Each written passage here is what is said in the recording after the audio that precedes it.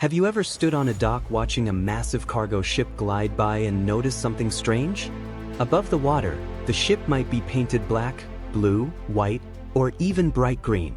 But below the waterline, almost every large ship seems to have the exact same color. And that color is red. It's as if the world's shipbuilders all attended the same paint store and collectively decided, yes, red.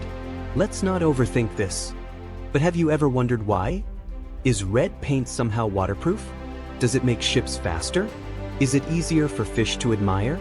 Or perhaps sailors simply thought, if the bottom gets scratched, at least it'll match a giant tomato.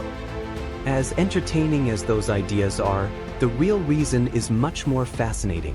Ships aren't painted red because the color itself is magical.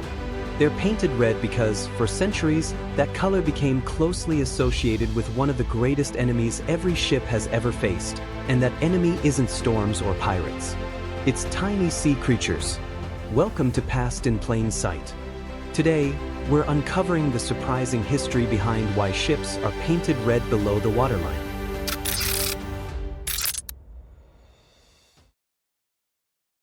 We have to travel back hundreds of years to understand why they are painted red. Long before giant steel cargo ships crossed the oceans, sailors relied on wooden ships to carry everything from spices and silk to explorers and armies.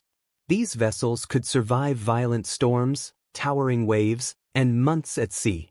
But they had one problem they couldn't outrun: the ocean itself.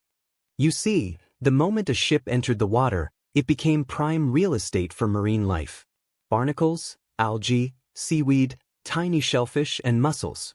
Even small sea animals looking for a permanent place to live. To them, the bottom of a ship wasn't transportation. It was beachfront property. Imagine parking your car overnight and waking up the next morning to discover someone had attached an entire coral reef to the bumper. That's essentially what happened to ships. This process is called biofouling, and it caused enormous problems.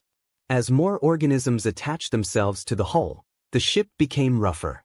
That rough surface created extra drag, making it much harder to move through the water. The engine, or in the old days the sails, had to work much harder. Ships became slower. They burned more fuel, or took much longer to complete their voyages. In some cases, heavy marine growth could reduce a ship's speed by more than 30%.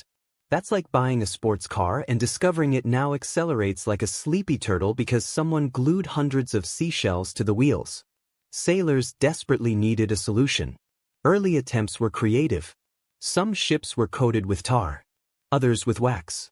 Some even smeared animal fat across the hull, which probably smelled about as pleasant as you'd imagine after several months in tropical sunshine.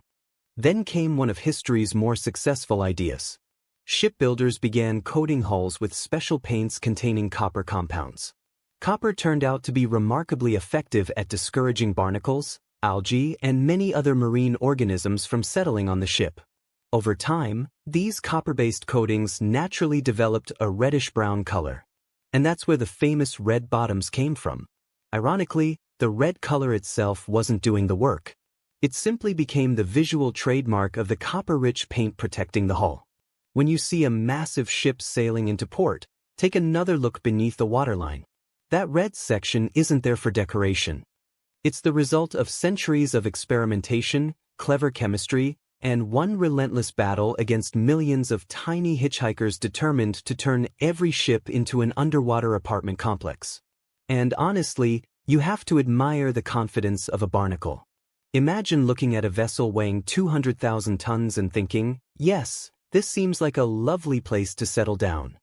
If you enjoyed this video, be sure to leave a like, subscribe to Past in Plain Sight, and join us next time as we reveal another fascinating piece of history.